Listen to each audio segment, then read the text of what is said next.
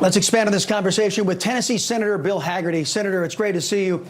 Since the occupation of the Oval Office of Barack Obama, the GOP has sat back.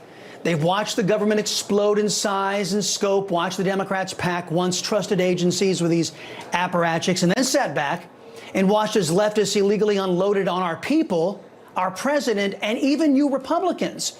Nobody has been held responsible, has been held accountable. It's nearly a decade of this stuff, Senator.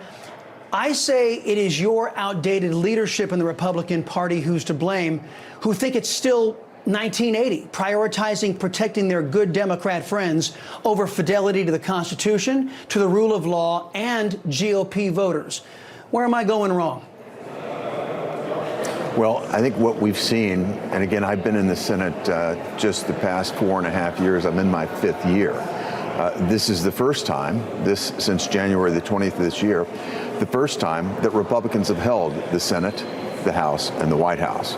So we certainly are in position right now to deal with the travesty of the Barack Obama administration, the Joe Biden administration, and the weaponization of government that's taken place, operatives throughout. You go back to 2016.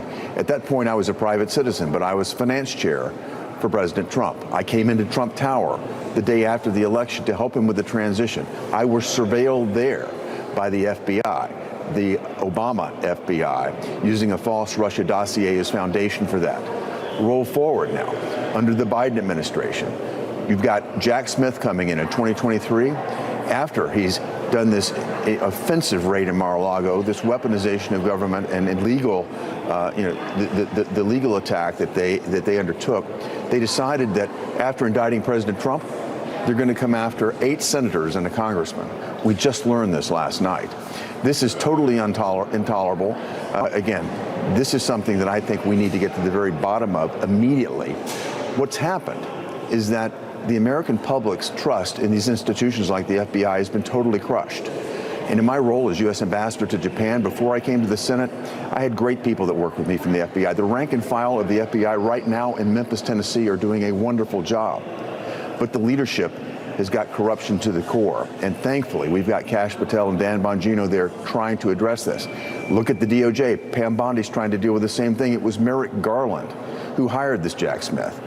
These people do need to be held to account, and that has not been the case to date. You're right, but it's time to make this happen. And now, with 7 of my colleagues here in the Senate, I think we're poised to address this. People need to be perp-walked for what happened here. Constitutional violations, legal violations, we've got to get to the bottom of it, address it. And the American public's confidence will not be restored until people are held to account. And it's also a fair point to point out, Senator, that you are not part of this Republican cabal that has sat back and pretended it was still 1980, that it's still Jack Kennedy's Democrat Party.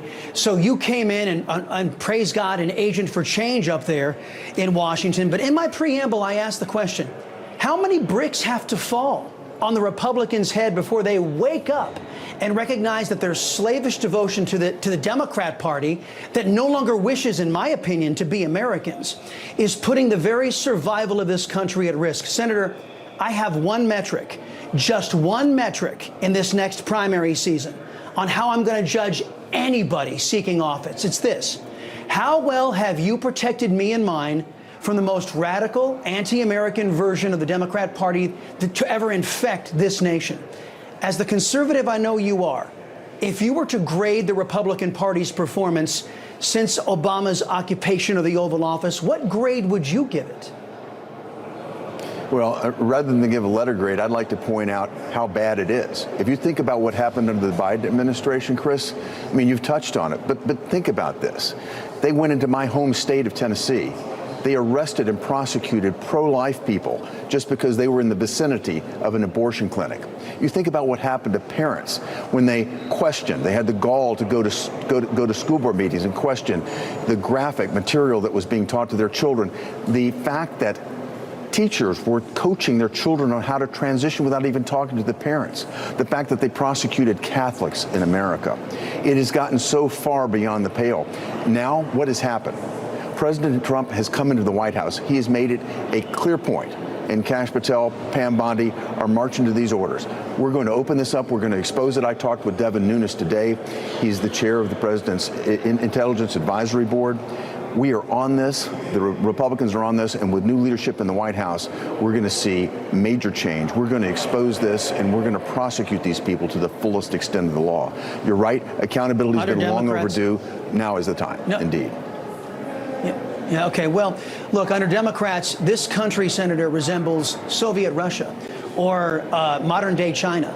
And that needs to be addressed. And I hope that the word goes out to all of your Republican colleagues, sir, when you guys have your caucus meetings, that anyone seeming to try to benefit the left's harm being done to this country, they are going to be branded, rightly so, by the conservative movement as enablers, not as those trying to solve the problem. Last thing, speaking of the problem, Senate Democrats are fighting to restore taxpayer funding to blue states so that those blue states can fund all their medical benefits for all the illegal aliens that are getting all the perks inside these blue states.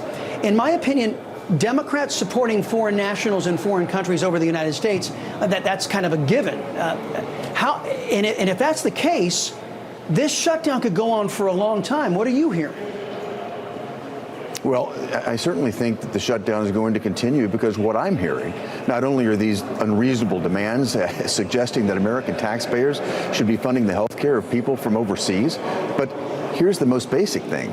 Now the Democrats are saying that they have a special march planned, a march against kings that's going to happen in Washington, D.C. That's going to happen a week from this Saturday. They seem to want to keep the government shut down so Chuck Schumer can go and say, I'm railing against Donald Trump. And they can take part in this protesters' march. The radicals that are coming into Washington that seem to be influencing the Democrat Party are going to push them to keep the government shut down, not to this Saturday, but all the way to the following Saturday. So we will have missed payroll for federal workers. We'll have missed the payroll for our military.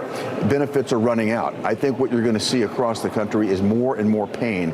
And this is all because Chuck Schumer, the leader of the Democrat Party, wants to prove that he is standing up to Donald Trump. He wants to reposition himself in New York because today, were a primary held in the Democrat Party in New York today, AOC would beat Chuck Schumer.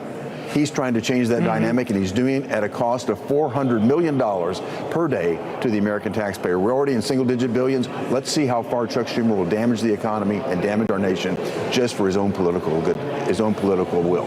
Well, let's just hope Senator Schumer doesn't go on and threaten Supreme Court justices like he did before. Hopefully he'll show some sort of restraint. Senator Bill Hagerty, sir, thank you very much. Appreciate the time. Chris, thank you. Enjoy being with you. Thank you.